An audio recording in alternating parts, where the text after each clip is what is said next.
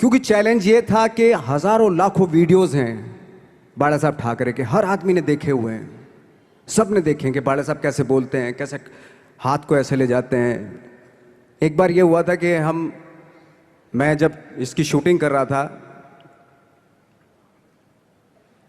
Thackeray movie की shooting कर रहा था मैं, तो उद्धव साहब ठाकरे जो है वहाँ पे आ गए थे, वैनिटी में बैठे थे मेरे सामने, तो मेरा हाथ ऐसे था, इट्स लाइक दैट। तो बोले आपने हाथ ये ऐसे क्यों रखा हुआ है?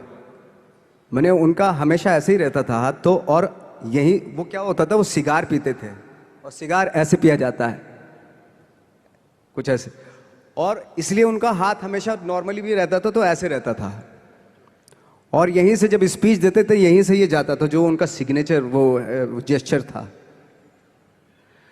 तो वो शॉक्ड हो गए कि इतनी डिटेलिंग आपने ली है। तो जब फिल्म देखी उन्होंने, तो फिल्म देखने के बाद उनको रियलाइज़ हुआ कि वाकई बहुत स्टडी की है नवाज ने उनके बाला साहब के ऊपर। तो मुझे खुशी हुई थी कि थैंक गॉड कि ये सारा किस लिए हो रहा है, पैशन की वजह से हो रहा है। एक पैशन है, उसके बाद आपका एक्सपीरियंस है, आपकी नॉलेज है, आपकी ट्रेनिंग है, उससे ये सारी चीज़ें निकलती हैं।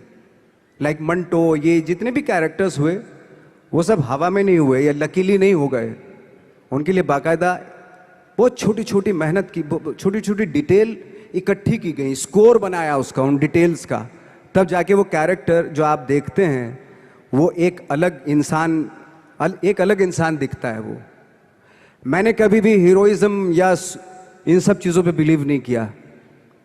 जब आज मुझे बोलते हैं कि तुम तो स्टार हो, मैं सच आज भी मुझे यकीन नहीं होता कि मैं स्टार हूँ। मुझे लगता है कि मैं एक्टर ही हूँ, और मैं आज भी ढूंढने की कोशिश कर रहा हूँ, नई नई डिटेल्स ढूंढने की कोशिश कर रहा हूँ कैरेक्टर्स की।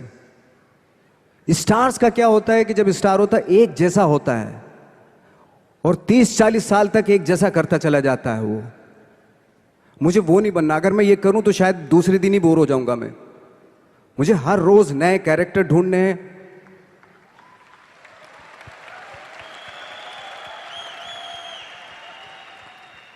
लोगों के बीच में रहना है, क्योंकि लोगों ये बीच में रहने से बहुत सारी चीजें मिलती हैं।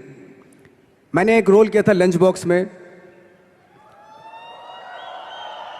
पता नहीं कितने लोगों ने देखी वो फिल्म, मुझे नहीं मालूम।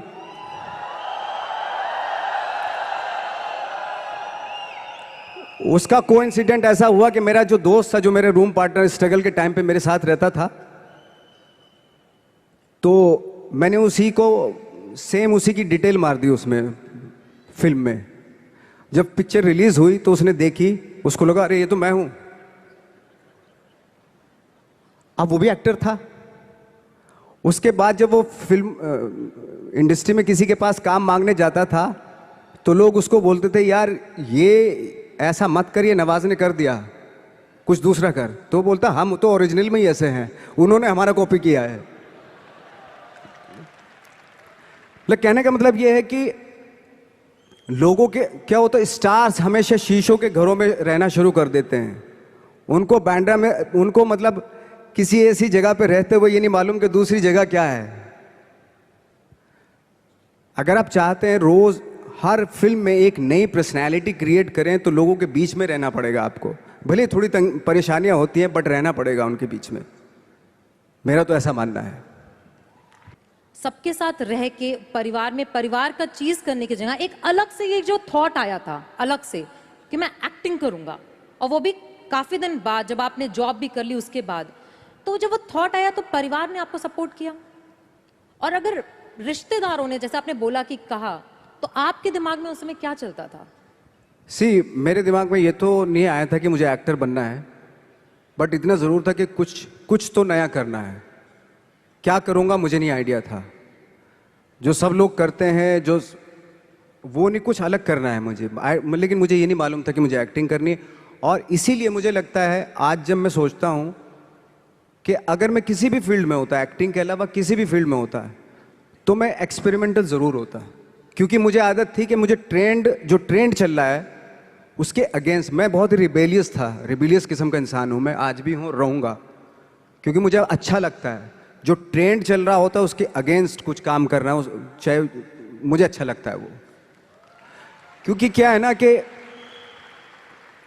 जो चलन चल रहा है, आई थिंक उसको उसको बहुत आसान है उस चलन के साथ चलना, उसके अगेंस्ट चलना उसके लिए सालों लग जाते हैं।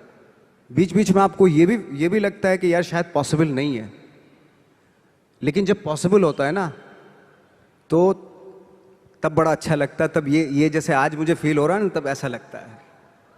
जैसे मैंने बताया कि मुझे कदम कदम पे ये बोला गया, जैसे रिश्तेदार मेरे सबसे पहले तो रिलेटिव्स ही बोलते हैं आपके, बोले भाई ये जो करने जा रहा है तू, ये तेरे बस का नहीं है, तू देख ले अपना, बस का नहीं है ये। और जब हो जाता है तो ऑफ कोर्स यही कि हमने तो बोला था, अब पता नहीं कब बोला था, मुझे भी नहीं पता कब बोला था उसने ये, कि हमने तो बोला था हो जाएगा। एक किस्सा मुझे याद है कि जब मेरा एक मैगजीन आती है जीक्यू की मैगजीन पे जब मेरा 2012 में मेरा छपा, तो मुझे एक बहुत बड़ी मॉडल थी मुंबई की, तो उन्होंने बुलाए, दोस्त थी, काफ़ी सालों के बाद 3-4 साल के बाद मिलना हो रहा था। तब मैं 3 साल पहले स्ट्रगल ही कर रहा था ऑलमोस्ट, लेकिन जैसे जीक्यू में आया मेरा मैगजीन में, तो वो शॉक्ड हो गई। और वो बहुत ही खूबसूरत, लंबी चौड़ी खूबसूरत मॉडल की तरह बिल्कुल, और मैं ऐसा दिखने में, तो मुझे बोला यार तुम जीक्यू के पेज पे आए हो? मैंने हाँ। तुम कैसे जीक्यू के पेज पे आ गए? मैंने पता नहीं, मुझे भी पता नहीं क्यों आया। तुम्हें मालूम है तुम जीक्यू के पेज पे आए हो? मैंने हाँ। तुम्हें पता नहीं तुम कैसे आए हो, क्यों? तुम्हें मालूम है तुम जीक्यू के पेज पे आए हो? शी वॉज लाइक, मतलब उसने बहुत अपनी जिंदगी में बहुत साल दिए इंडस्ट्री को, लेकिन कभी इस तरह का कुछ हुआ नहीं कि जीक्यू के पेज पे आ गए इस तरह के। हालांकि मैं ज़्यादा कुछ इस चीज़ पे बिलीव नहीं करता, बट उसके लिए बहुत इंपॉर्टेंट था कि जीक्यू के पेज पे तुम कैसे गए। मतलब उसका कहने का मतलब यार तू दिखने में 5 फुट 6 इंच का आदमी, ना तेरा शक्ल ना सूरत ना कुछ, तू कैसे आ सकता है जीक्यू के पेज पे? See that was the mindset. ये माइंडसेट था कि मेरे जैसे कद काठी का आदमी इतनी बड़ी मैगजीन में कैसे उसका फोटो आ सकता है। ये माइंडसेट था और है। लेकिन इन सब के ऊपर आप तब उठते हैं जब आप क्राफ्ट जानते हैं, अपना काम जानते हैं। हम लोग अपना काम जानते थे, हम लोगों को अपनी चीज़ें मालूम थी, क्योंकि हमने उसको वक्त दिया था, हमने उसको टाइम दिया था, अपनी क्राफ्ट को, अपनी चीज़ों को, अपनी ट्रेनिंग को टाइम दिया था। इसलिए ये सारी चीज़ें पॉसिबल हुई। जब आप इंट्रोडक्शन दे रही थी कि हमारी जो फिल्म थी gangs of Wasseypur, 21st century की वन ऑफ द इंडिया से सिर्फ वही फिल्म है, 21st सेंचुरी की सिर्फ वही पिक्चर चुनी गई विदेशों के थ्रू। इसका रीज़न क्या था, क्यों चुनी गई? लकीली नहीं चुनी गई। इसके पीछे डायरेक्टर की काबिलियत थी, लिखने वाले, उस फिल्म को लिखने वाले एक से एक लोग थे, और कम से कम 250-300 सिर्फ एक्टर थे। मैं बाकी लोगों की बात नहीं कर रहा हूँ, सारे थिएटर से थे, तो सारे ट्रेंड एक्टर थे, थिएटर से थे वो।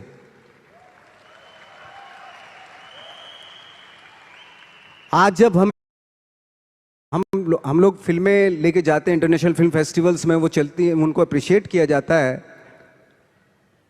तो हमें खुशी इस बात की होती है कि थैंक गॉड कि उन फिल्मों को रिप्रेजेंट कौन कर रहा है? वो लोग जिनके पीछे जो वाकई जिनकी स्पेशलिटी अपने क्राफ्ट में है, जो पढ़ लिख के आए हैं, जो थिंकर हैं। सिनेमा ज़रूर कर रहे हैं, डायरेक्टर ज़रूर हैं, एक्टर ज़रूर हैं वो, लेकिन उसके पीछे उनकी बहुत बड़ी ट्रेनिंग है, बहुत बड़ा एक्सपीरियंस है। वो ये लालच छोड़ के बॉक्स ऑफिस पे हिट होगी या नहीं होगी, इस फिल्म में इसको प्रोजेक्ट बना लो, एक हीरोइन ले लो, एक हीरो ले लो, और 5 गाने डाल दो, और प्यार मोहब्बत दिखा दो, वो तो ठीक है, वो भी एक तरह का सिनेमा, लोग बहुत लोग पसंद करते हैं उसको भी। लेकिन एक ये भी सिनेमा है, ये भी सरवाइव करता है, ऐसी बात नहीं। ठीक है, थोड़ी दिक्कतें आती हैं उस सिनेमा को, लेकिन एंड ऑफ द डे जब इंटरनेशनल प्लेटफॉर्म पे कोई भी फिल्म जब आप बोलते हो वो ऐसी ही होती है, जैसे चाहे वो लंच बॉक्स हो, चाहे वो गैंग्स ऑफ वासेपुर हो, या पुराने टाइम में जो सत्यजीत रे की फिल्में हो, पूरी दुनिया जानती है रे साहब की फिल्में, पूरे वर्ल्ड में जानते हैं लोग। तो आज ठीक है, आज के युग में आप, आज के टाइम में आप उन सिनेमा को थोड़ा, अरे ये तो कुछ कोई खास नहीं, कुछ नहीं है, बट वर्ल्ड में इसी सिनेमा से जाने जाते हैं। अगर चाहे वो रे हो, ऋतिक घटक हो, चाहे वो गरम हवा, उस तरह की फिल्में जो होती थी, या चाहे नसीरुद्दीन शाह ओमपुरी हो, पंकज कपूर हो, तो इस तरह के एक्टर्स ने आके एक अलग धारा बनाई थी। अगर बहुत लोग सुपरस्टार से प्रभावित होकर बम्बई आ रहे थे, तो बहुत सारे लोग, हम जैसे लोग एक्टरों से इंस्पायर होकर भी आ रहे थे, ऐसी बात नहीं है।